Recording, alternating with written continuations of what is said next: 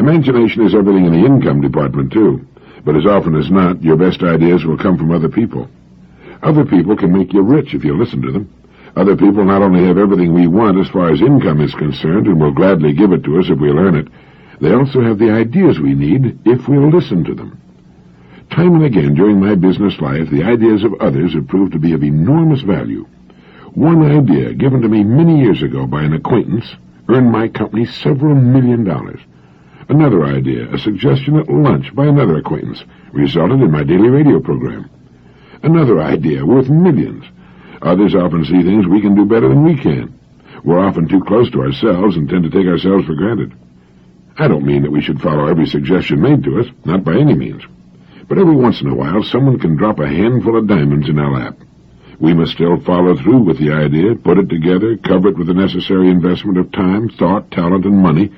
But without the suggestion, we might never have thought of it ourselves. Personal renewal demands that we maintain an open, free-flowing idea system, and we should be as free with our good ideas for others as we are in examining those passed along to us by friends and acquaintances. One idea can make us rich, so that we can then turn to the things we most want to do, if what we most enjoy is not connected with our work. To accomplish anything, as W. McNeill Dixon writes in his interesting book, The Human Situation, you need an interest, a motive, a center for your thoughts.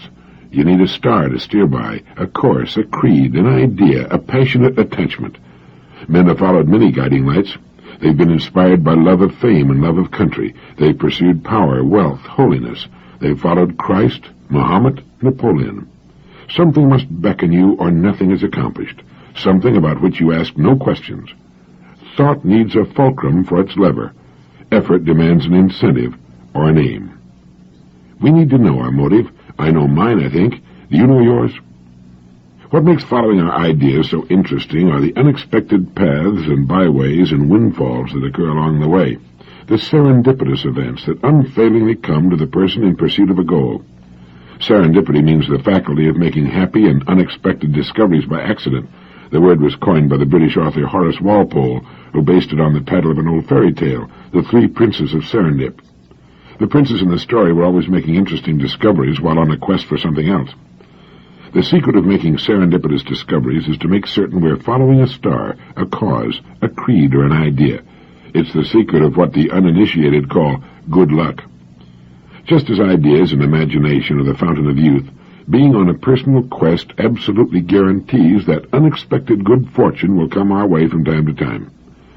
Whenever you hear of someone being lucky, a little investigation will show that the person is a busy, positive kind, looking for new and interesting ways of doing things. I remember reading that good luck is what happens when preparedness meets opportunity. People who pull in their heads and try to play it safe seldom learn about serendipity. Perhaps they wouldn't recognize it if it sat on their doorstep. The next time you hear someone say, "Don't stick your neck out," observe him closely. Chances are he's a rather dull and uninteresting person with little to recommend him. Sticking your neck out is the way to woo serendipity. A friend of mine, Skipper Hill of Miami, named his big trawler yacht Serendipity. A lot of boredom and frustration that's connected with work comes from not knowing more about it. Lurking somewhere within every line of work, there is tremendous opportunity, and if we'd only find a star to steer by, a goal worth working toward, we'll see more of it. One of the greatest explorers who ever lived, Captain James Cook, began as an ordinary seaman. In just 4 years, he had learned enough to become a master of his own ship and to later make the discoveries that made him famous. A happy, successful, serendipitous life began as a common seaman. The people who find a meaning, a deeper purpose in their work, find themselves deluged by good fortune. I suppose that's why just 5% of the people earn 40% of all the money in the country. What is the star by which I steer my life? A good question to ask from time to time. It may change as we mature and sort out the important from the unimportant, but a person without a goal is like a ship without a rudder. I talked to a class of kids in distributive education in Milwaukee not long ago, and afterwards a couple of fine, serious young men came backstage and asked, "But what if we don't have a goal?" And I suggested that they make the finding of a worthy goal their goal. It seemed to help. Another common seaman, Joseph Conrad, studied and worked his way to become a ship's captain. He later spent the long weeks at sea writing his great classic stories. Serendipity. We can put it to work in our lives whenever we wish. All we need is a quest, an odyssey, which is the name of my boat, incidentally. If you'd like to know more about the interesting subject of motivation, what motivates people today and what doesn't, by all means read the book I mentioned earlier, The Enjoyment of Management by John Price. He points out that motivating people has been with us for centuries. The 5 classic forms of motivation were practiced by such legendary greats as Cleopatra, Genghis Khan, Julius Caesar, and Moses.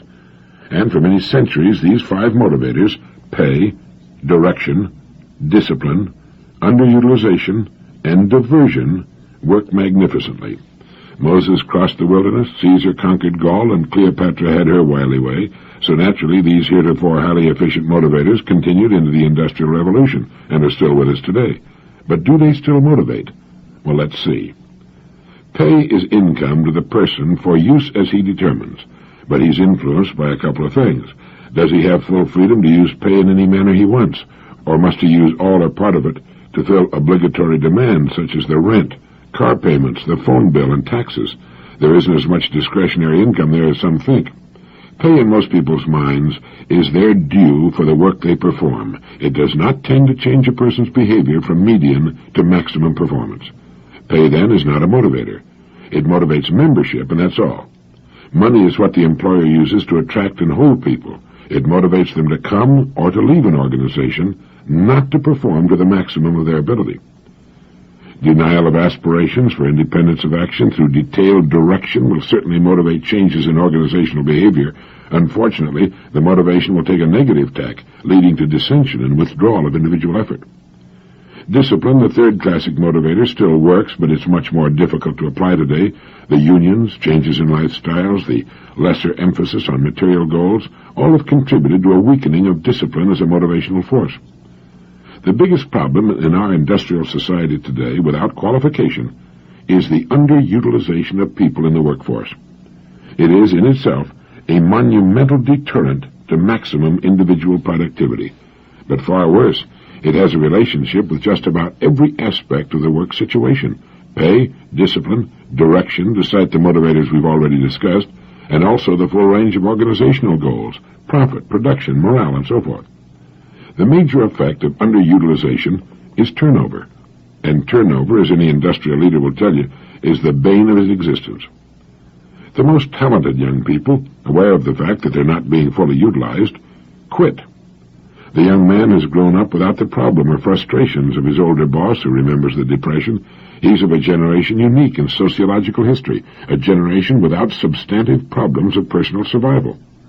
Often the young men who stay are generally of a less aggressive nature, who eventually will extend the minimum of effort, which ultimately becomes fixed. If they're unable to channel their unused abilities elsewhere, they will, according to Parkinson's law, shrink to fit the job. And finally, diversion, getting people's minds off the unpleasant job, is fast becoming passé. So the 5 classic motivators that have been around since Moses, Julius Caesar, and Cleopatra are pay, direction, discipline, underutilization, and diversion. But in the rapidly changing world of today, they don't seem to work anymore. John Price tells us about 5 more, the stable motivators, which do. They are growth, achievement, responsibility, recognition, and work nature. First, growth. Growth is of 2 types, organizational growth and self-developmental growth. For the person to feel meaning in his job and thus give to that job the full measure of his ability requires that he sense the opportunity for promotion beyond his present job, organizational growth, and opportunity for the advancement of his own personal competence. He will, of course, sense opportunity only if there are, in fact, recognizable mechanisms for its realization. These mechanisms, quite simply, are discretionary awards, succession planning procedures, merit increase provisions, and personal development programs. 2. Achievement, according to some professionals in human behavior, is the most important of the needs for the organizational member. Unless the person senses that what he's doing is a contribution to a greater goal, that he is doing something that counts, he will very likely produce mediocrity. 3. A sense of responsibility is third of the 5 motivational needs which must be satisfied for maximum job performance. We do not, as a rule, delegate to people the freedom to act as responsible managers of their own jobs. Everybody is a manager if we think of management as involving the coordination of resources. So creating a feeling of importance and responsibility is the job of the manager today, and unless this feeling is created in the individual, one of the important elements will have been lost. 4. Recognition. The 5 most important words in the language are, I am proud of you. The 4 most important, what is your opinion? The 3 most important, if you please. And the 2 most important, thank you. These are all simple phrases, and they're pretty inexpensive ways to recognize individual performance with personal concern. 5, the last ingredient in the high-performance recipe, is work content, the nature of the job itself. Unless the person has a basic liking for the functions, the tasks, the mechanics of the work he performs, he cannot, by any stretch of the imagination, be motivated to perform at his highest achievement level. I don't mean to imply that the person who doesn't consider his work hobby-like is lost, motivationally speaking, but he must be in agreement with himself, if only subconsciously, on the fundamental desirability of what he's doing. No one can induce this last element. It must be there. We've always tended to look outside for the causes and solutions to the problems that confront us, rather than searching introspectively. You don't make an engine run better by polishing the block. Internal care is what counts. Now I'd like to quote something written by a business consultant friend of mine, Lawrence Harbeck, and published by the Wall Street Journal under the title, Some Plain Truth About Profit. I found it interesting not only for its valuable insights into the economics of free enterprise and the profit system, but also for the clarity with which they're presented, the almost total absence of professional jargon and technical gobbledygook. Free enterprise acknowledges human selfishness and directs it to constructive goals. Partisans of free enterprise claim this is a virtue. They believe selfishness is a fact of life. Opponents express horror at this pragmatic view. They believe government can eliminate human imperfection. Profit brings into sharpest focus the fight between free enterprise and socialism-communism. The battle lines seem to be clear, but they're not. Profit is a deceptive subject, and on no other topic are friends of free enterprise less convincing. Practical businessmen state forthrightly that profit makes the wheels go round. Opponents think they already know this too well, and the fact torments them. Academic proponents of free enterprise unintentionally encourage 2 negative inferences in their usual argument. They imply that profit exists only in a free enterprise system, and only there because of imperfections, and that the profit motive is synonymous with selfishness. For example, many textbooks say, profit is money left after cost is subtracted from selling price. This definition is narrowly accurate, but broadly misleading. It sounds as if the seller is getting something for nothing. If the costs are met, why should there be a remainder? It implies by omission that profit is associated only with money and sales-oriented economic systems. Economic experts agree to disagree. They describe profits variously as high earnings from entrepreneurship, discrepancies arising from uncertainty, results of a monopoly position, return from a contrived scarcity, unnecessary surplus, implicit interest, rent, and wages, an accounting residual needed to balance earnings against the value of goods and services, and a mixture of these. None of this is helpful. As the profit concept is widely misunderstood, or understood diversely, and an emotional issue, it must be approached with precision. A simple economic model is needed to permit discussion in basic English and short words. Tradition is helpful. It calls for economic analysis to begin with Robinson Crusoe. Consider the lone castaway. He has drinking water, but no food. At rest, his body uses material and energy equivalent to 1 fish per day. If he does not eat 1 fish per day, while resting, he will starve. He must work to catch fish. Now he pays a price for each day's effort. The price is extra material and energy used by his body while fishing. His efforts, successful or not, require a second fish each day. If he catches 2 fish each day, he will live. If his catch averages less than 2, he will die. If he catches a 3rd fish one day, it is profit. He can afford to rest the next day and not fish at all, or he can keep working and save his extra fish for the day when he gets less than 2. Or he can start to build a supply to allow him to stop fishing temporarily and make a net to improve his productivity. The extra fish, the profit, gives him the option of doing something other than fishing. Time is a factor in measuring profit. The preceding discussion defines it over a 24-hour day. We can also define it as occurring only during production, and conclude that the castaway makes a profit of one fish every 8-hour working day that he catches 2. It gives him the option of not fishing at night. The significant point is this. During a productive period, however defined, he produced more than he consumed. Profit is the difference between production and consumption of the producing unit while it is producing. Now, all living things and all organizations of living things must be profitable to exist. Bears, squirrels, and trees must make a profit in the summer to survive the winter and start producing again next spring. Life survives unprofitable periods only if production exceeded consumption during an earlier period. Profit achieved during 8 hours enables the worker to not work the remaining 16 hours of the day. The worker's profits permit his children to not work at all. Profit during good times, if not all removed, enables the business and the jobs it provides to continue during bad times. Profit is needed to start an enterprise. In new business, a bear cub and a plant seed owe their lives to profits generated before their birth. They could not come into existence or continue to exist at first, while still unprofitable, unless some other producer first generated a profit. Profit should not be confused with savings.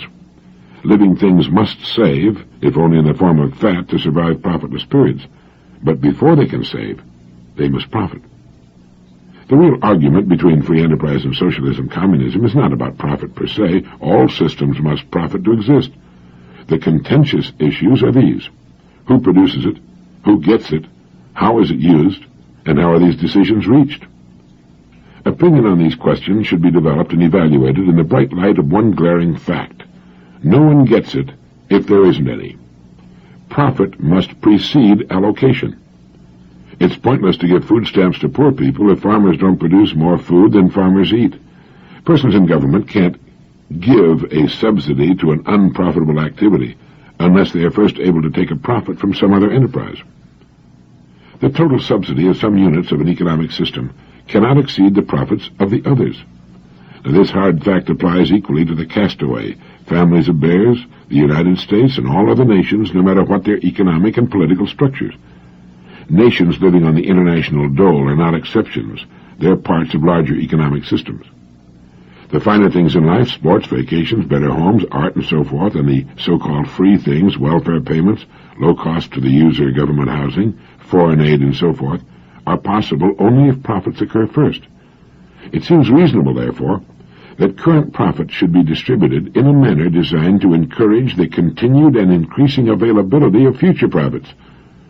To achieve this objective, an economic system must take into account many things, including a few facts of human nature, such as, you cannot destroy incentive. You cannot stop the superior individual's efforts to excel his fellow men. With taxes, laws, and regulations, you may be able to destroy his incentive to make a profit, but this forces him to express his superiority through less productive actions. People expect to benefit directly and commensurately from their own productivity. Within the limits of their profitability, they provide for their families. Few are willing to give a large share of their profit to strangers. Saints appear from time to time, but most of us do not qualify. Organizations based on the assumption that humans are saintly, or can be taught or legislated to be saintly, do not function as planned. They change or cease to exist. Often they become totalitarian in an effort to force people to be saintly. Precisely half the people are below average in ability.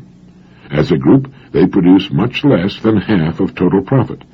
They are willing but unable. These underachievers must be given a greater share of profit than they produce, or in their frustration, they will diminish or destroy total profitability. They can do this by vote or direct action. They are not stupid. Given a chance to understand the choice, they will elect to dine on 25% of a turkey rather than 50% of a sparrow. Free enterprise comes closest to balancing these and other items, many of them conflicting, and is the most productive economic system. Idealists who confuse profits and selfishness often follow this pattern. They avoid profit-making jobs, seek profit-using careers, and clamor simultaneously for government action to prevent others from generating profits. The analogy would be to destroy part of the food and water in a lifeboat because the rowers are getting larger shares than those who cannot or will not help row the boat to safety. If someone wants to help the poor, he should start a new enterprise or work with an existing one to create more jobs and profits. The extra jobs and increased production will provide more help than will militant marching and loud-mouthed sympathy. If a person hopes to use profits as a government employee or a social worker, for example, he should be sure that his political actions do not discourage efficient producers from supplying the profits that permit him to appear altruistic. He should support the economic system that can best support him and those he wishes to help. Free enterprise is superior to socialism and communism in many ways, including profitability. It is not superior because it is profitable, however, but because it is more profitable.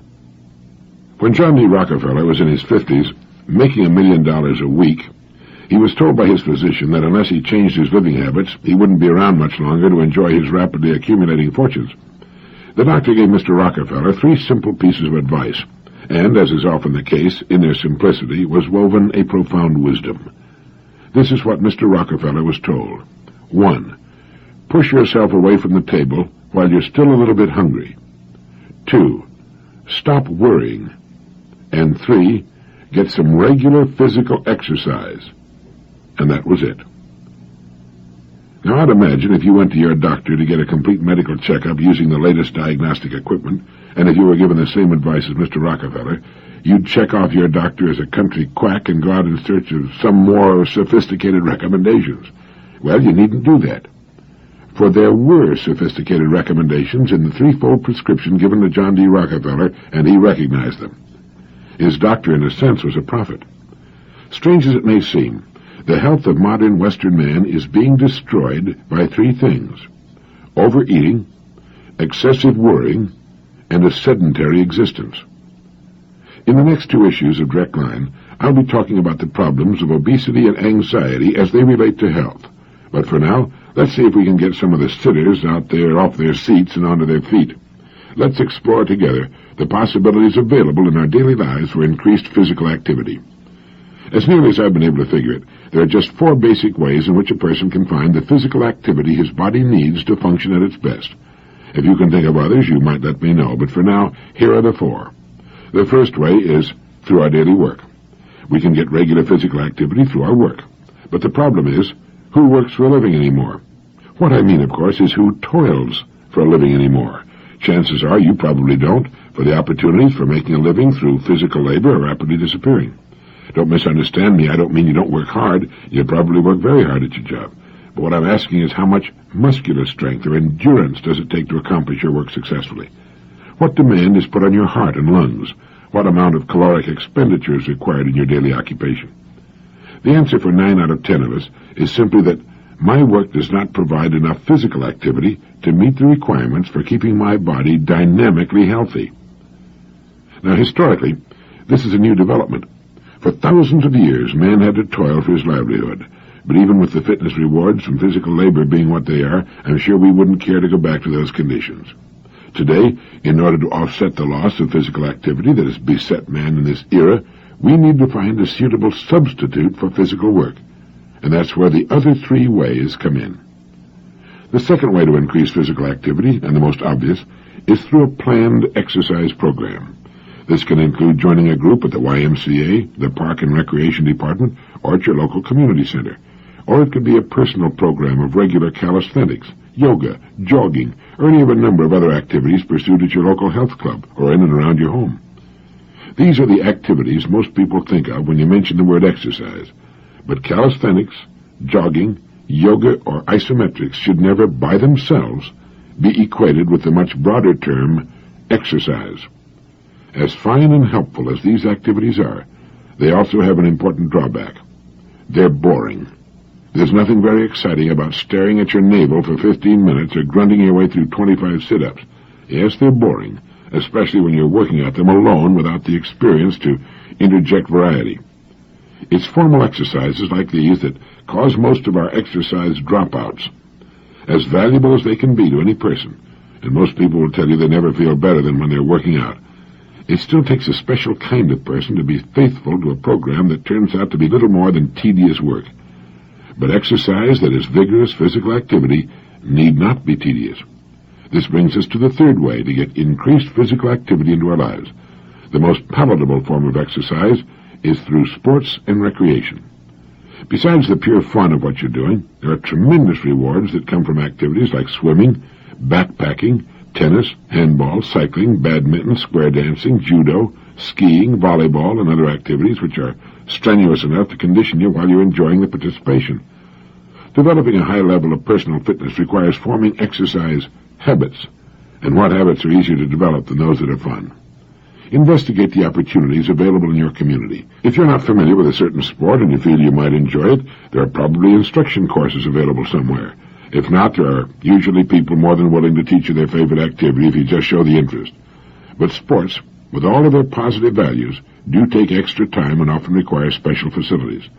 The last of our ways of getting more exercise requires neither of these. This family of exercise opportunities is called built-ins. They can be the answer to a frantically busy person finding the time to do it. Anyone can put built-ins into many of his daily routine tasks. Sandwich them in regularly, and they become a habit, and they take no additional time. Let me give some examples. Try holding your stomach in whenever you're waiting for a red light, or while you're walking. How about riding an exercise bike while you're watching television? Why not use the time it takes to draw your bath water for doing sit-ups or push-ups? One of my exercise friends has a routine he follows each morning while he's getting ready for work. It includes half knee bends while he's brushing his teeth, rising on his toes while washing his face and lathering his beard, toe-touching and stretching while the wash basin is filling, and isometric exercises for his stomach, seat, and legs while shaving. By the way, he also performs isometrics while he's listening to his direct line tapes. Sounds strange? Well, it really isn't. It's simply using to the best advantage that most precious commodity of all, time. With a little imagination, you can find the same kinds of opportunities to add physical activity to your routine functions. You just have to think active. Now, any one of the four areas mentioned, your work, formal exercise, sports and recreation, and built-ins, could provide you with adequate activity to maintain a high state of physical fitness. But the most successful and lasting activity program will undoubtedly combine all four. It takes some planning and commitment, but you can reach whatever level of activity and fitness you really desire. Remember, physical fitness is an unusual commodity. You can't buy it, borrow it, or steal it. And once you have it, you can't even store it. To possess it, you must make regular activity a daily habit and physical exertion a part of your life. John D. Rockefeller did. He took the advice of his physician in all three areas. He watched his diet, he sought a more positive approach to problem-solving to eliminate worry, and he engaged in physical activity almost daily until he was 90 years of age. These three simple yet profound suggestions given to John D. Rockefeller by his physician turned his life from one of deteriorating health to one of dynamic living. And you know, that way of life is available to each of us. Now to close Direct Line 2, here's an idea if you've been wanting to get away from it all and have the time to get some good ideas. Take your family on a trip around the world. It was done not long ago by a 39-year-old telephone equipment maintenance man. Here was what seemed to be a very average man with a very average family working a very average paying job to make ends meet. But the man and his wife decided to take the whole family on a trip around the world, so they sold practically everything they owned, including their home. It produced $8,500, as I recall, $7,000 of which they used on the trip. They boarded a freighter, sailed to Hawaii, the Fiji Islands, then Australia, then a 43-day trip by passenger liner around Australia to Ceylon, India, Arabia, the Suez Canal, that was before the Middle East problem, through the Mediterranean to southern France, Gibraltar, London, and so on. They got home with nothing but $1,500 and the will to start all over again from scratch. He had obtained a 6-month leave of absence from his company. They are delighted with what they did, and they may even do it again someday. Thank you.